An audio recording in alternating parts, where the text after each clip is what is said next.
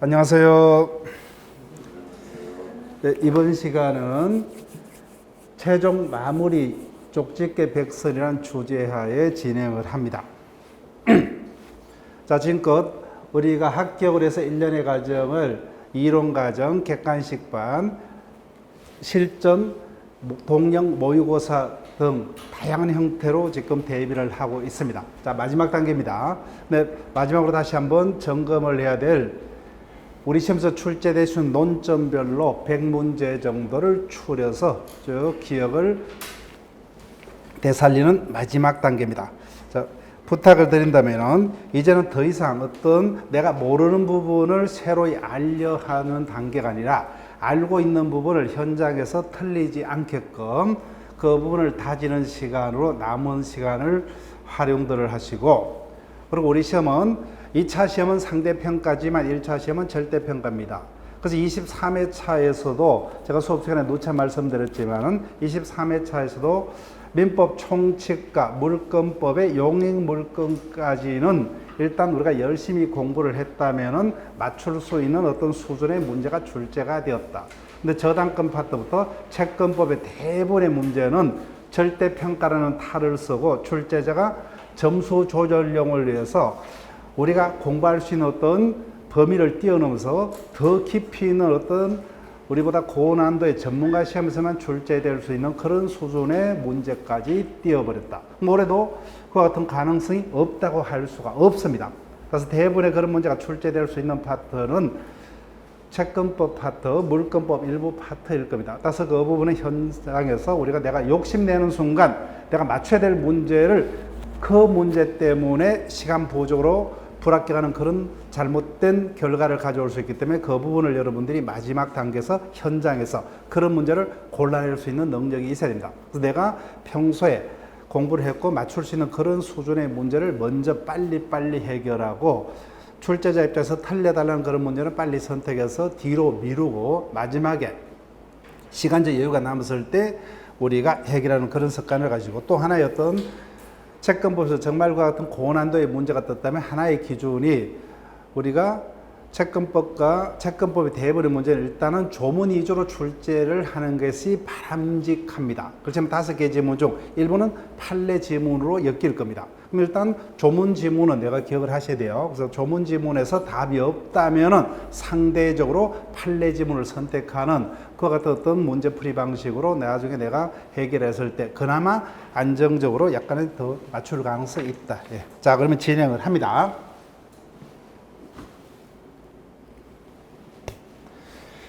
자, 민법 1조부터 시작을 합니다. 자, 1조에서는 두 문제를 실었습니다.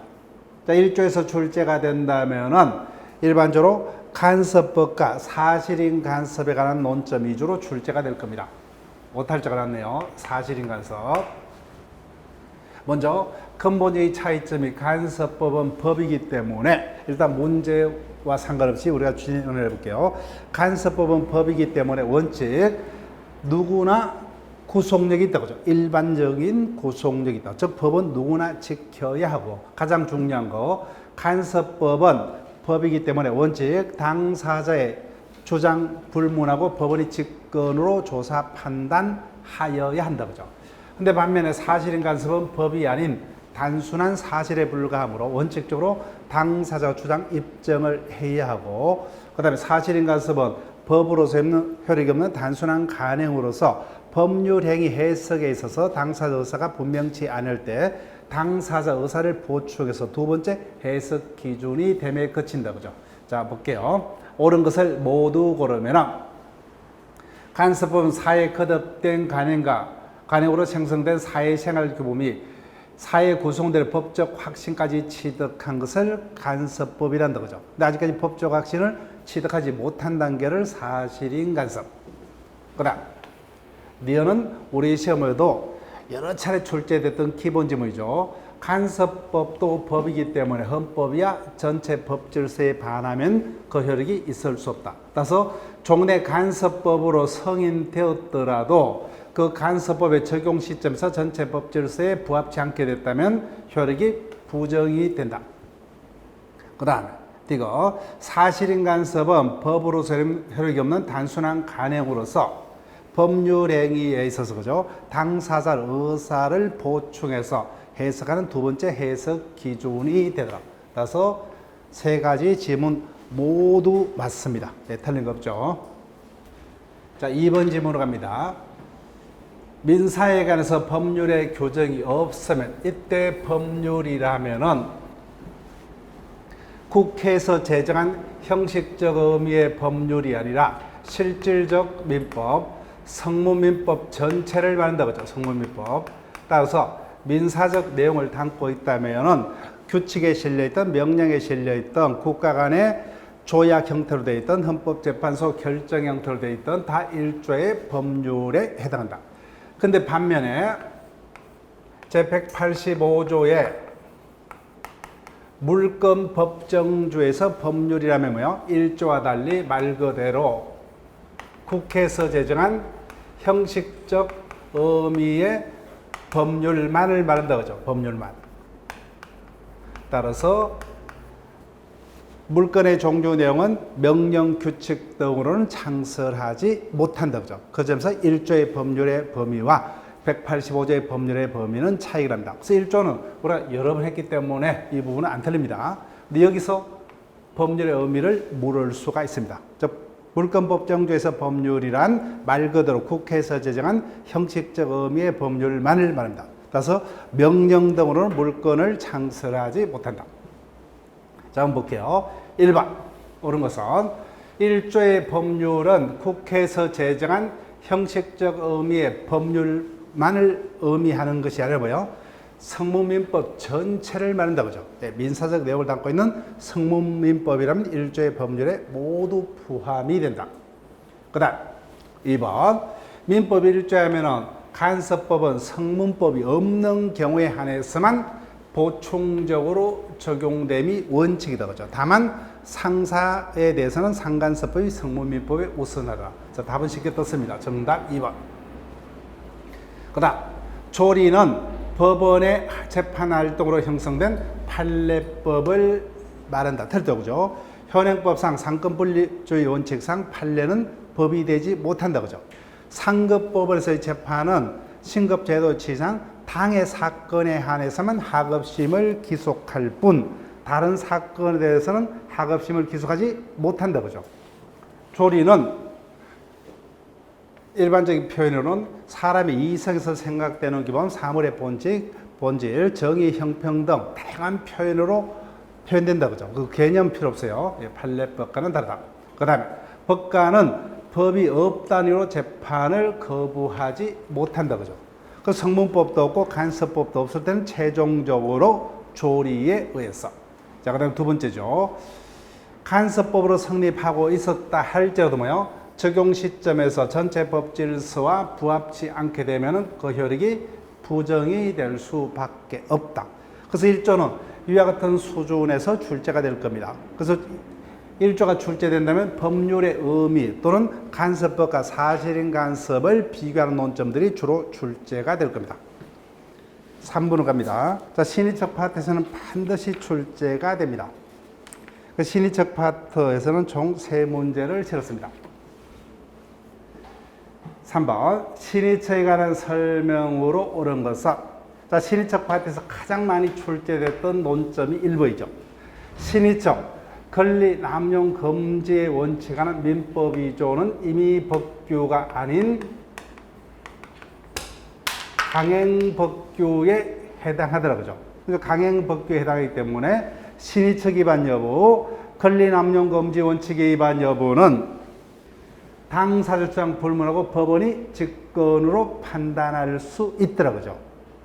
그래서 강행 법규이기 때문에 당사자의 합의로 그 적용을 배제할 수 없다.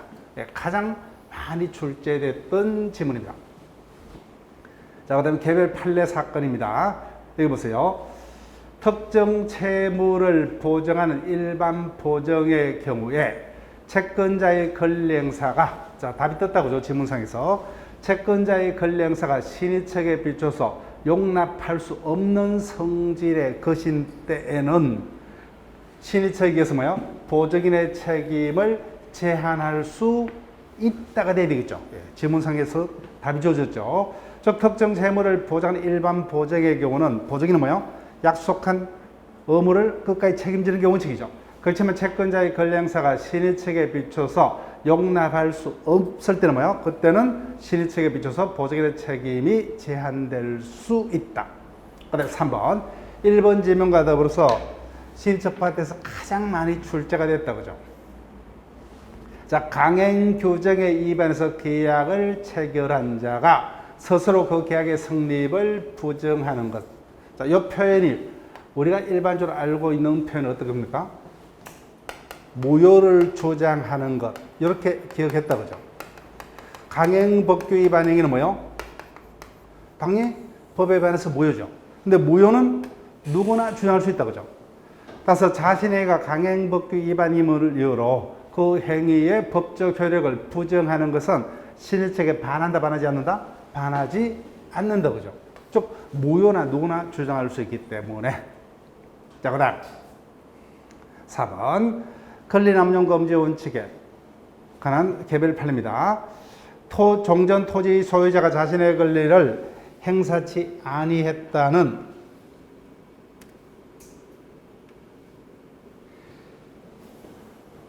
사정은 그 토지의 소유권을 적법하게 취득한 새로운 권리자에게 그 권리 행사가 뭐예요? 신의책에 반해서 실효되는지 여부에 있어서 고려될 사항이 아니다. 즉 4번 판례도 우리가 여러 번 다뤘던 개별 판례죠. 예, 각종 우리가 자료에서 실전 모의고사라든지 문제집 등에서 여러 번 다뤘던 개별 판례입니다. 그런데 최근에 각종 시험에서 자주 등장하고 있는 개별 판례입니다.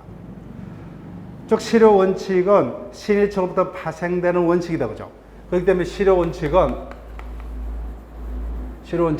원칙적으로 모든 권리가 그 요건이 구비되면 신의책에 반해서 실효되더라 그죠? 근데 딱 하나 그죠? 기억할게요. 어떤 권리는 포기할 수 없는 권리. 인지 청구권은 실효에 걸리지 않더라 그죠? 그렇지만 나머지 모든 권리는 실효 원칙의 지배를 받지 아니한다. 이와 같은 표현은 무조건 틀리죠. 그런데 문제는 실효 원칙에서 권리자의 권리가 실효되려면은 권리자가 자신의 권리를 장기간 행사할 수 있음에도 불구하고 뭐예요? 불행사를 했고 그로 인해서 상대방이 더 이상 권리자가 권리를 행사하지 아니할 것이라는 정당한 믿음이 생긴 경우에 그 믿음에 반해서 새3설의 권리를 행사하는 것은 신의책에 반해서 허용되지 아니한다는 원칙을 실효 원칙이란다. 그때 실효 원칙의 판단에 있어서 종전 토지 소유자가 권리를 장기간 불행사했다는 사정은 현재 토지 소유권을 적법하게 뭐요? 양수한 새로운 소유자의 권리 불행사가 실효된지 여부에서 뭐요? 판단의 자료가 될 수 없다 그죠? 없다. 그 다음 5번 아직까지 우리 시험에서 답이 된 바는 없어요. 사정 변경의 원칙의 적용 요건이요. 자, 여기다 체크할게요. 계약의 성립의 기초가 되지 아니한 사정. 계약의 성립의 기초가 되지 않은 사정이 사후에 현저히 변경되어서 일방 당사자가 계약 목적을 달성할 수 없게 된 경우는 신의책을 위주로 사정 변경 원칙에 따라서 계약을 해제할 수 있다. 틀렸습니다. 얼핏 읽으면 맞는 것입니다. 어디가 틀렸어요? 여기다 그죠? 즉 사정 변경의 원칙이 적용되려면 뭐요? 계약의 기초가 된 사정이 사후에 현저히 변경이 됩니다. 그래서 계약과 전혀 상관없는 뭐예요? 사정이 변경이 됐을 때는 아무런 문제가 없죠, 그죠? 그래서 계약에 기초되지 아니한 사정이 현저히 변경이 사후에 있었다 하더라도 이와 같은 사정은 사정 변경 원칙의 적용 자료가 될 수가 없다. 이 부분을 기억하시고 아직까지 그 표현을 속인 적은 없습니다. 자, 4번 지문으로 갑니다.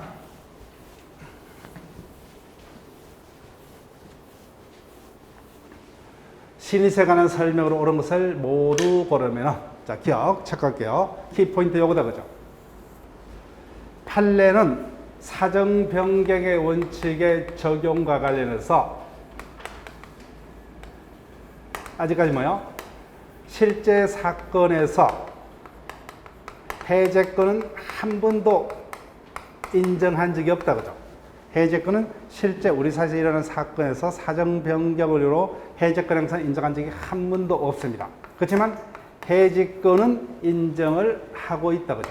인정하는데 다만 이사가 처음부터 뭐요?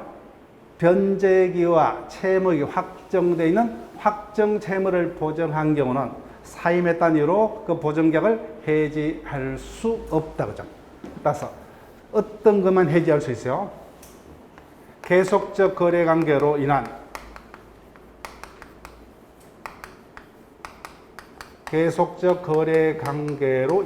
불확정 채무다. 그죠? 불확정 채무를 연대 보정한 자는 이 사직의 사임을 이유로 연대 보정 계약을 해지할 수 있다. 그죠?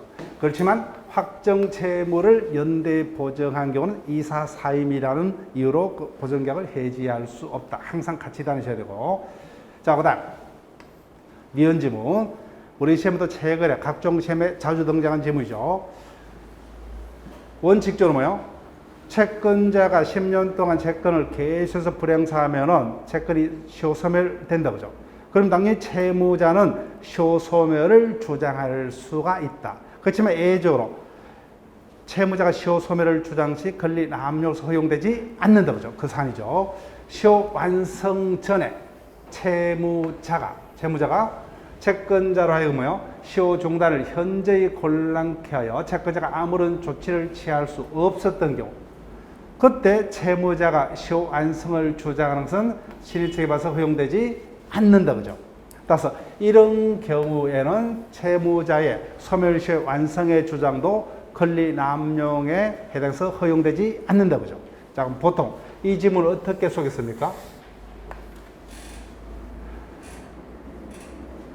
시효 소멸은 시간의 경과라는 객관적 사실만으로 권리자의 권리를 소멸케 하는 제도이므로 채무자가 시효 완성을 주장하는 것은 권리남용 원칙의 지배를 받지 않는다. 이런 표현은 틀린다. 그죠? 즉 권리남용 금지 원칙, 신의 성실 원칙은 뭐예요?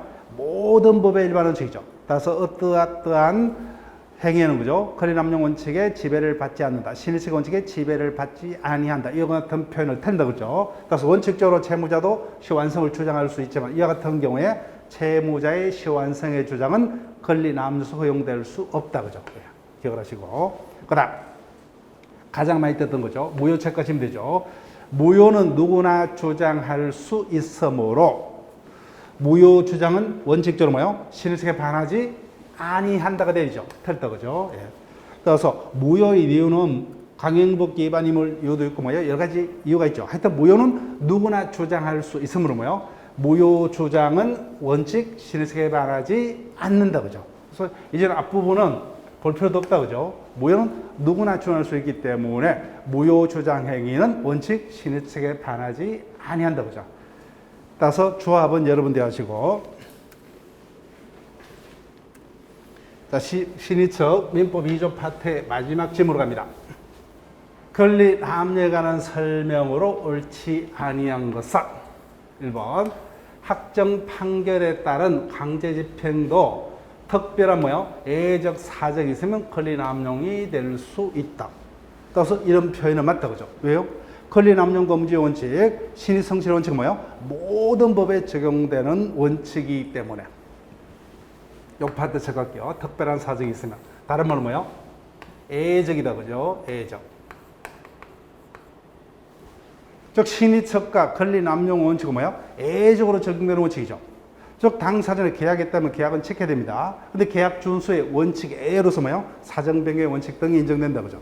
따라서 신의척 권리남용 금지 원칙은 예외적으로 적용되는 원칙입니다. 자, 그 다음 개별 판례죠. 주로 자기 채무의 이행만을 회피할 목적으로 동시이행 항변권 행사를 하는 경우 제도 목적 예외 행사다. 그죠? 그럼 그 항변권 행사는 권리남용이 될 수 있다. 자, 그 다음 권리남용이 성립하기 위해서는 객관적 요건과 주관적 요건을 모두 구별해야 되죠. 자, 3번 권리남용이 되기 위해서는 권리행사로 인한 권리자 이익과 상대방의 불이익 사이에 현저한 불균형, 이 같은 객관적 조건이 충족이 되어야 한다. 그 다음에 4번. 권리남용이 불법행위가 돼서 발생한 손해배상 청구권은 1년의 단기 소멸시효가 적용이 된다. 자, 정확하게 모르겠죠, 그죠? 자, 볼게요. 불법행위의 손해배상 청구권. 여기다 체크할게요. 손해배상 청구는 1년의 단기 소멸시효가 진행이 된다. 고민할 필요 없어요. 우리가 소멸시효 파트에서 1년의 단기 소멸시효가 진행되는 것은 어떤 게 있었어요? 예. 어복, 친구, 장구, 기타 동산의 사용료 채권 거죠. 음식값의 예상료, 수업료 이런 것들이다 그죠. 그래서 포함 되죠. 불법행위에 의한 손해배상 채권의 행사 기간은 몇 조가 규정하고 있어요? 766조. 예. 피해자가 뭐요? 가해자 및 손해를 안 날부터 3년 또는 법률행위로부터 10년 그죠? 예, 두 가지다 그죠? 그래서 1년의 단기 소멸시효가 적용되지 않습니다. 그 다음 5번은 최근에도 우리 시험에도 떴죠 그죠? 토지 소유자의 건물 철거 청구가 권리남용으로 인정된 경우라도 토지 소유자는 그 건물 소유자에 대해서 그 토지의 사용 대가를 부당이익으로 반환 청구할 수 있다. 자, 수업 시간도 몇 번에 걸쳐서 우리가 설명했던 지문이죠. 그죠? 자, 여기 볼게요. A지와 B지가 이렇게 경계를 두고 있다. 그죠? 근데 A지 소유자인 갑이 경계를 침범하여 건물을 건축했다. 이를 이유로 뭐요? B 토지 소유자인들이 소유권에서 건물 철거를 청구를 한다. 그죠? 근데 이와 같은 철거 청구가 권리 남용이 되려면은 권리 남용 금지 원칙이 적용되려면 객관적 조건과 주관 조건을 모두 구별해야 된다고 원칙적으로. 자, 근데 봤을 때 건물 철거를 하더라도 뭐요? 권리자에게는 이득이 하나도 없습니다. 그렇지만 상대방인 건물 소유자에게는 건물을 못 쓰게 되는 엄청난 손해가 있다고 하죠. 객관적 요건이 충족됐습니다. 그럼에도 불구하고 뭐요? 을이 계속해서 갑이 뭐요? 그러면 그 토지를 시세보다 조금 더 주고 내가 구입하겠다 한데 뭐야? 아무 말도 없이 계속 철거만 주장하고 있다. 그와 같은 을의 행위로 상대방을 해하고자 하는 의사가 인정이 된다 그죠? 그래서 이와 같은 주관적 객관적 요건이 모두 충족되면 을의 갑에 대한 건물 철거 주장은 권리 남용서 허용되지 않습니다. 그렇지만 뭐요? 타인의 토지에서 건물을 지어서 소유하려면 토지 사용 대가는 당연히 지불해야 된다 그죠? 그래서 건물 철거는 권리 남용서 허용되지 않더라도 토지 사용의 대가인 부당이득은 당연히 반환 청구할 수 있다. 우리 시험도 최근에 출제됐던 판례 지문입니다. 자, 정답은 그러면 몇 번이 됩니까?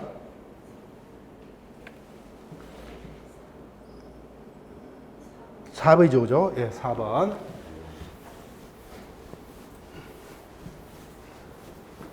자, 지금까지 민법 1조, 2조에 관한 지문들을 검토를 했습니다. 자, 지금부터는 자연인 파트에 관한 문제들이 쭉 진행이 될 겁니다. 첫 번째, 각종 능력에 관해서 출제가 된다면은 당연히 능력 파트에서는 의사 능력을 답으로 구할 거예요. 자, 근데 의사 능력에 관한 표현 방법요. 의사 능력에 관한 설명조 틀린 것은 자, 1번은 의사 능력의 개념이다. 그죠? 예, 개념이니까 그게 신경 쓸 필요 없고. 자, 의사 능력이 있다 없다는 뭐예요? 구체적인 거죠. 구체적인 법률 행위와 관해서 개별적으로 의사 능력 유무를 판단한다. 따라서 구체적 행위마다 뭐예요? 개별적으로 판단하니까 의사 능력 유무를 미리 일정 기준에서 미리 정해둘 수는 없다. 그죠? 그래서 개개 행위마다 의사 능력의 정도는 다 다릅니다. 초등학교 3학년짜리가 뭐요? 문방구에서 자신이 원하는 학용품은 자신이 선택해서 구입할 수 있죠. 그 정도의 행위는 그 정도의 의사 능력으로 충분합니다. 그렇지만 할아버지로부터 강남에 천억대 고가의 빌딩을 상속받은 미성년자가 자신 단독으로 그 빌딩을 매도하겠다 그죠? 그때는 그 정도의 능력은 부족하죠, 그죠? 따라서 개개의 행위마다 그 능력의 정도가 다르기 때문에 구체적 법률 행위와 것을 개별적으로 판단합니다. 그래서 의사능이 행위 당시에 없다고 판단되면 행위자의 법률 행위는 무조건 무효가 된다, 그죠? 자, 그 다음에 3번이요. 미성년자가 의사 모능력 상태에서, 즉 미성년자가 뭐예요? 만취 상태에서 예를 들면 법정대리의 동의 없이 매매 등 법률 행위를 한 경우, 그때는 뭐예요? 미성년자의 단독 행위임을 이유로 취소할 수도 있고, 그 다음에 의사 모능력 상태 행위임을 이유로 뭐예요? 무효도 주장할 수 있다고 하죠. 아무거나 맞습니다. 그래서 4번 질문요. 그래서 의사능력 유무는 구체적 행위마다 개별적으로 판단하기 때문에 4번요. 어떠한 법률 행위의 그 일상적 의미만을 위해서는 알기 어려운 특별한 법적인 의미나 효과가 부여되어 있는 경우에는 의사능력이 인정되기 위해서는 뭐예요? 그 행위의 일상적인 의미 인식만으로는 부족하고 법률적인 의미까지 이해할 수 있는 자에게만 의사능력이 있다 할 수 있다고 하죠. 이 표현이 최근에 각종 시험에 등장합니다. 우리 시험에 이렇게 등장한 법 없죠. 우리 시험도 등장할 수 있는 표현, 5번을 기억하시고, 정답은 4번이 됩니다. 자, 그 다음 입증 책임에 관한 문제요. 의사 모능력자의 법률행위 무효다, 그죠? 그때 의사 모능력 상태에서 법률행위를 했다는 사실은 뭐예요? 주장자. 그 행위에 무효를 주장하는 자가 맞죠, 그죠? 예. 여하튼 다툼이 있으면은 그 모든 다툼에 해당하는 사실은 원칙 누가 입증해야 돼요? 주장자, 그죠? 즉 무효에 해당하는 사실은 무효를 주장하는 자가, 취소 사유에 해당하는 사실은 뭐예요? 취소를 주장하고자 하는 자가. 근데 상대방 입증 책임을 지는 게 딱 두 가지가 있다고 그죠? 뭡니까? 착오에 있어서 중과실 여부. 그 다음에 권한을 넘는 표현 대리에서 정당한 이유가 있다 없다는 상대방이죠. 나머지는 다 누구를 입증 책임자로 보면 그 사실을 주장하고자 하는 자가. 그래서 무효 사유는 뭐예요? 무효를 주장하고자 하는 자가. 취소 사유는 취소를 주장하고자 하는 자가. 일반적으로 사령이라면 일반적으로 누굽니까? 일반적으로 당연히 출제자가 일반적으로 갑을 주인공을 내셔, 그죠? 즉 갑이 입증해야 된다, 그죠? 근데 간혹 가다가 갑을 순서를 속이는 그런 질문도 있습니다. 자, 그럼 지금까지 의사능력에 관한 질문까지 봤습니다. 자, 그러면 자연인 파트에서는 태아에 관한 문제가 등장할 차례죠. 자, 7번입니다.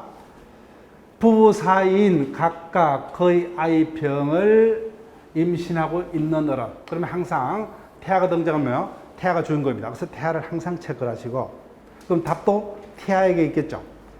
병을 임신하고 있는 어른, 가해자 A의 가실로 교통사고를 당했다. 이에 관한 설명으로 옳은 것을 모두 고르며. 자, 일단 본격적으로 문제를 먼저 보기 전에 원칙적으로 태아는 현행법상 권리 능력이 없다. 다만 예조 5가지 경우에 한해서만, 즉 불법행위에 의한 손해배상 청구권, 재산상속권, 대섭상속권, 유류분권, 유정에 관해서만 개별적으로 권리 능력이 인정이 된다, 그죠? 다만 이와 같은 개별적인 경우에도 이론 구성과 관련해서 판례와 학설이 대립하는데 공통점이 뭐예요? 최소한 판례가 되었던 학설이 되었던 뭐예요? 최소한 태아가 살아서 출생을 해야 된다, 그죠? 그래서 항상 제가 수업 시간에 강조했던 게 태아 문제가 뜨면 뭐예요? 태아가 살아서 출생을 했느냐, 처음부터 뭐예요? 사산이냐는 것을 항상 신경 쓰면서 읽어달라고 했죠. 자, 그럼 1번 갑니다. 기억. 이 사고로 병이 출생 전에 을과 함께 사망 끝났죠, 그죠? 그러면 이미 사산이기 때문에 태아병은 가해자에 대해서 뭐예요? 불법에 의한 손해배상 청구권을 가지지 못한다, 그죠? 예, 가질 수가 없어요. 그 다음, 사고 후 살아서 출생했습니다. 살아서 출생했다면 뭐예요? 판례가 됐던, 학설이 됐던 권리 능력이 인정되면 차이가 없죠. 이론 구성만 다를 뿐. 그 살아서 출생한 병은 가해자 A에 대해서 아버지 갑의 부상으로 있게 될 정신적 고통의 위자료 청구할 수 있다. 맞죠? 그죠? 그 다음, 이거. 갑이 사망한 후 살아서 출생한 병. 쭉 살아서 출생했습니다.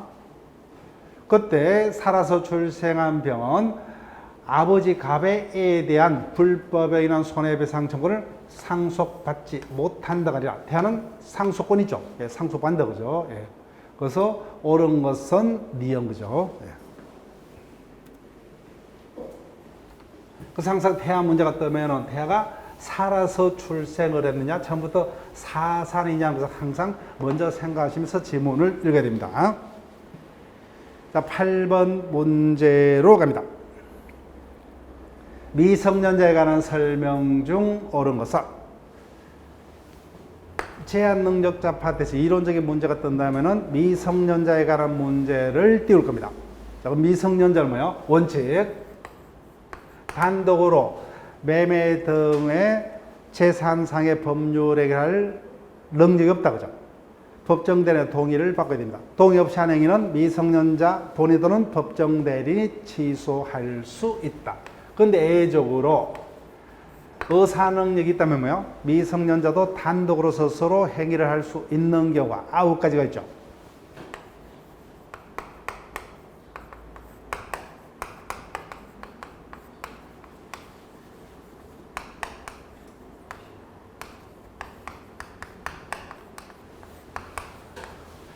그 중에서 이론적인 질문까지 있을 수 있는 게 요거다, 그죠? 단순히 권리만을 얻거나 의무만을 면하기. 법정대리인이 범위를 정해서 처분하건 재산의 처분하기. 그 다음에 법정대리인이 허락한 특정한 영업에 관한 행위는 미성년자 단독. 나머지는 조문 정도 보시면 되죠. 예. 제목 정도 보죠. 1번이 이겁니다. 미성년자도 뭐요?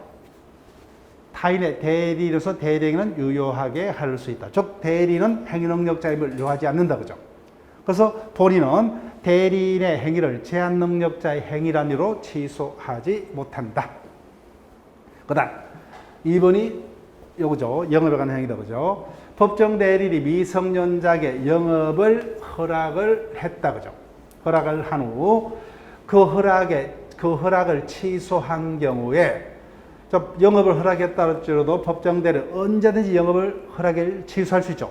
그렇지만 취소지만 효과는 장래를 향해서만, 그죠? 취소를 했더라도 뭐예요? 미성년자는 그 영업 허락 취소 전에 그 영업을 위한 상품 주문 행위는 성년자의 능력을 가진 상태에서 했기 때문에 미성년자의 행위임을 이유로 취소하지 못한다, 맞죠? 그죠? 이 지문 기억하셔야 돼요.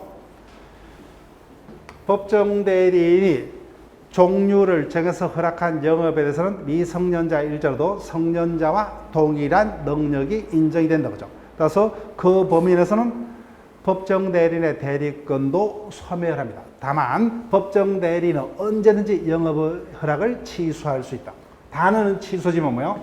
그 효과는 장래에서 발생하기 때문에 그 허락 취소 전에 영업각을 뭐요? 행위는 성년자인 상태에서 한 행위이기 때문에 미성년자의 행위임을 이유로 취소하지 못한다, 그죠? 자, 그 다음 3번 갑니다.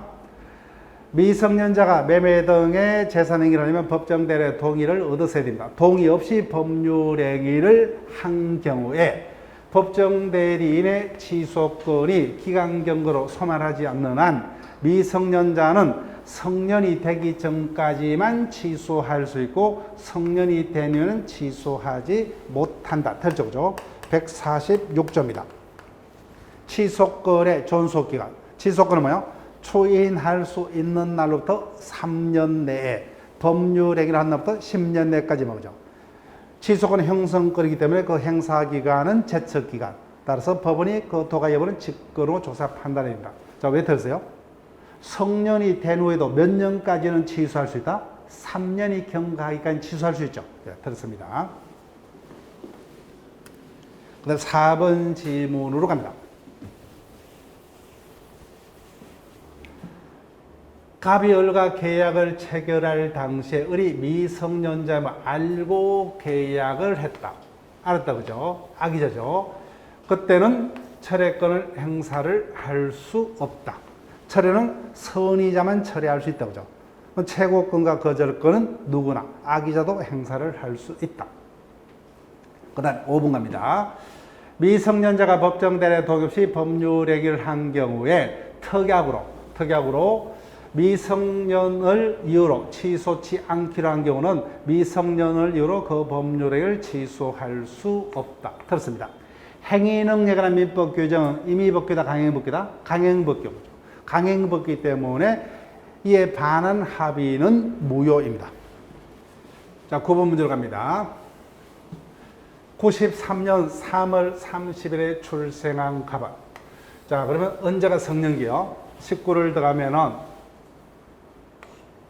12년 3월 29일 24시가 성년. 다른 말은 뭐예요? 30일 오전 0시가 성년이 된다, 그죠?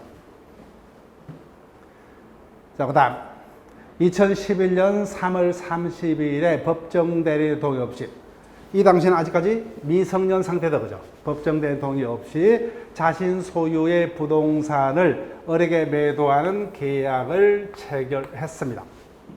이에 관한 설명으로 옳지 아니한 것은 1번 미성년자 갑도 계약은 뭐예요? 스스로 취소할 수 있다, 그죠? 취소는 미성년자도 단독으로 유효하게.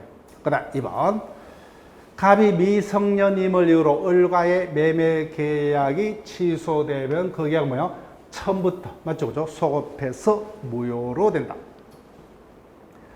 자, 뒷부분에 법정 추인하고 연결된 문제입니다. 법정 추인은 145조 추인은 누구만이 할 수 있어요? 취소권자만이, 그죠? 따라서 법정 추인이 되려면 법에서 정한 행위는 누구의 행위여야만 한다? 취소권자의 행위여야만, 그죠? 취소권자의 행위만이 법정 추인이 될 수 있다. 다만 법정 추인이 되려면 그 행위가 취소의 원인이 종료한 이후에 이 보류가 없어야 되죠. 자, 누가 있는지 볼게요. 갑이 했죠. 그럼 법정 추인이 될 수 있다, 그죠? 근데 문제는 나무 요건. 갑의 행위가 법정 추인이 되려면 법정대리의 동의가 있거나 아니면 뭐요?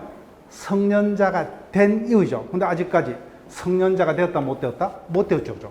그러면 그 자에게는 뭐요? 법정 추인이 될 수 없기 때문에 여전히 갑은 취소할 수 있다가 되죠. 자, 그 다음 4번 갑을 사이의 매매 계약이 제한 능력을 이유로 취소되면은 제한 능력자는 뭐예요? 선악불문하고 언제나 뭐예요? 현존한 이익 한도 내에서만 상환할 책임이 있다, 맞죠? 자, 그 다음 2011년 3월 30일도 갑은 스스로 을과의 계약을 추인할 수 있다. 틀렸다, 그죠? 취소권자만이 추인할 수가 있는데 추인하려면 뭐예요? 취소의 원인이 종료한 이후여야 한다고 그죠? 144조. 따라서 미성년자가 스스로 추인하려면 성년이 된 이후든지 아니면 뭐예요? 법정 대리의 동의가 있어야 되죠. 근데 아직까지 성년이 되지 못했기 때문에 추인될 수 없다, 그죠?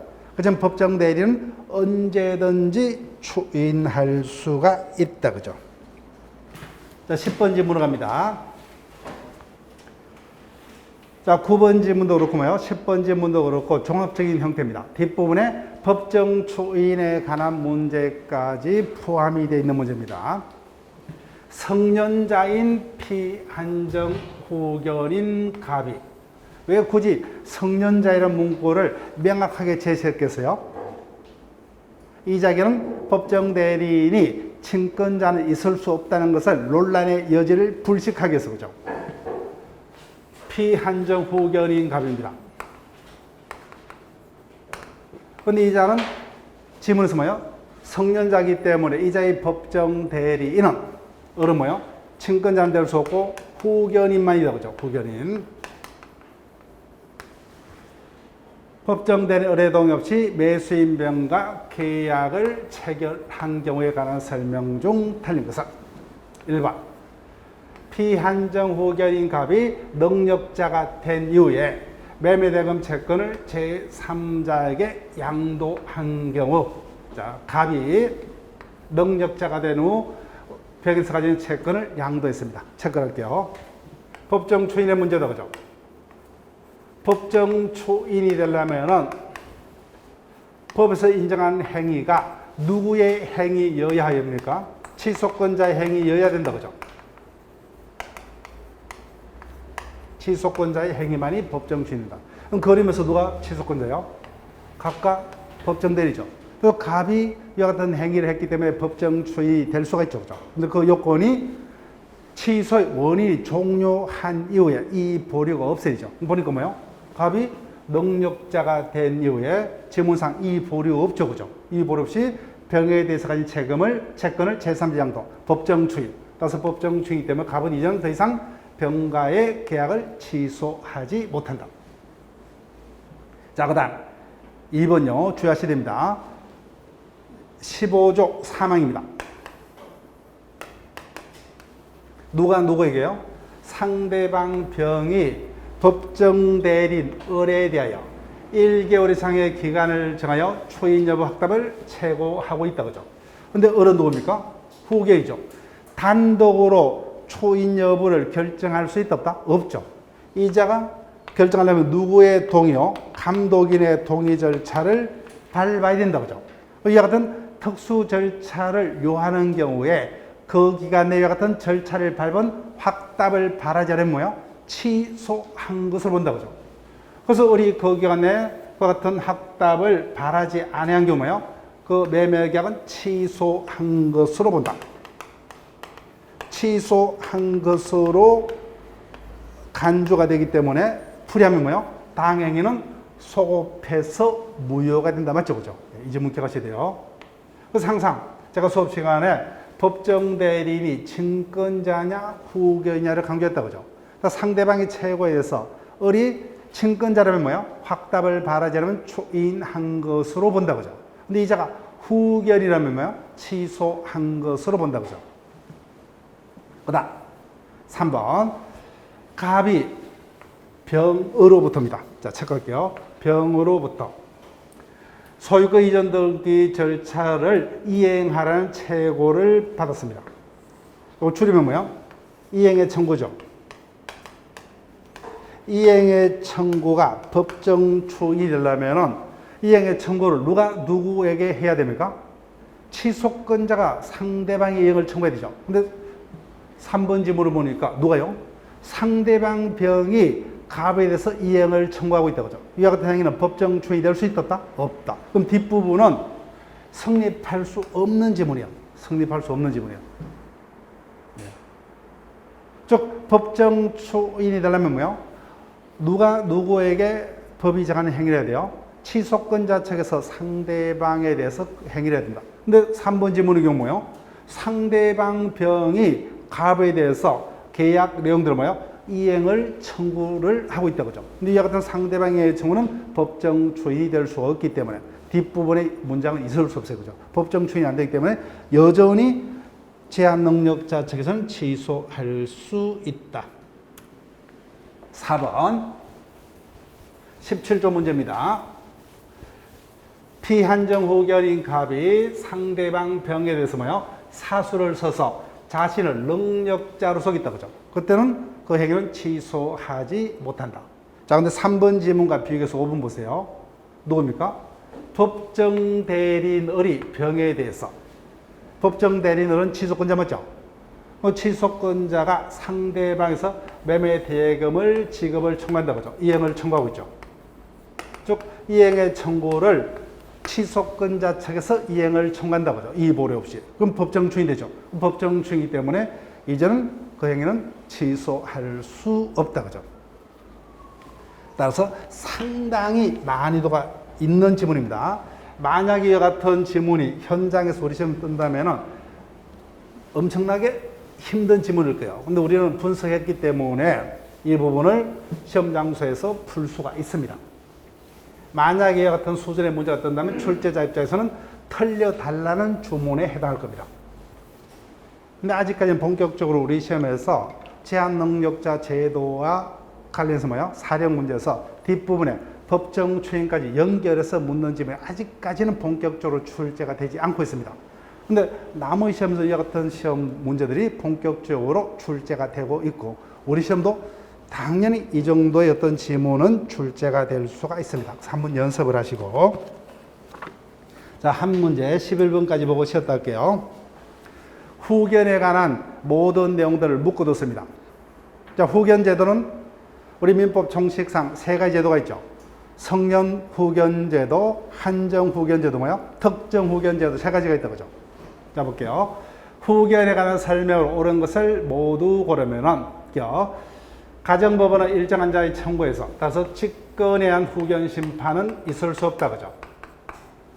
일정한 자의 청구에서 질병 등의 그 밖의 사유는 정신적 제약으로 사무 처리를 할 능력이 뭐예요? 부족한 사람에 대해서 성년 후견 심판한다. 틀리죠, 그죠? 사무 처리 능력이 부족한 사람에 대해서는 어떤 심판합니까? 한정 후견 심판하죠. 이미 이 정도 요건은 우리 시험도 출제가 되었습니다. 그래서 사무 처리 능력이 부족한 자에게는 한정 후견 개시 심판하고 지속적으로 결여된 자에게는 뭐야? 성년 후견 개시 심판한다. 그죠? 네, 틀렸습니다. 그다음, 가정법원은 피한정 후견인이 법정 대리인인 한정 후견인의 동의를 받아야 하는 행위의 범위를 정할 수 있다. 그죠? 13조. 그 행위도 다시 뭐요? 청권자의 청구에서 변경할 수 있다. 그 다음, 피특정 후견이요. 자, 체크할게요. 피특정 후견인은 기본적으로 뭐요? 이자는 우리하고 똑같은 능력자다. 그죠? 제한 능력자가 아니기 때문에 그 자에게는 제한 능력서 취소할 수 있다. 이와 같은 문구가 있는 순간 바로 틀린다. 그죠? 이자 행위는 제한 능력을 이루는 취소 못합니다. 그래서 비특정 후견의 법률행위는 가정법원에서 취소할 수 있는 법률행위로 정해진 경우는 취소할 수 있다. 이 같은 표현이 있을 수 없죠. 이자는 능력자이기 때문에 이자의 행위를 제한 능력자로 취소하지 못합니다. 그 다음, 그래서 피특정 후견의 능력자이기 때문에 특정 후견 심판은 본인의 의사에 반해서는 할 수 없다. 그죠? 근데 나머지 성년 후견 개시 심판이라든지 한정 후견 개시 심판은 심판 당시에 본인의 의사를 고려만 하면 좋겠죠. 그래서 본인의 의사에 반해서도 심판할 수 있다. 그죠? 그렇지만 특정 후견 심판은 본인의 의사에 반해서는 심판할 수 없답니다. 자, 여기까지 하고 쉬었다가 이어서 진행을 합니다.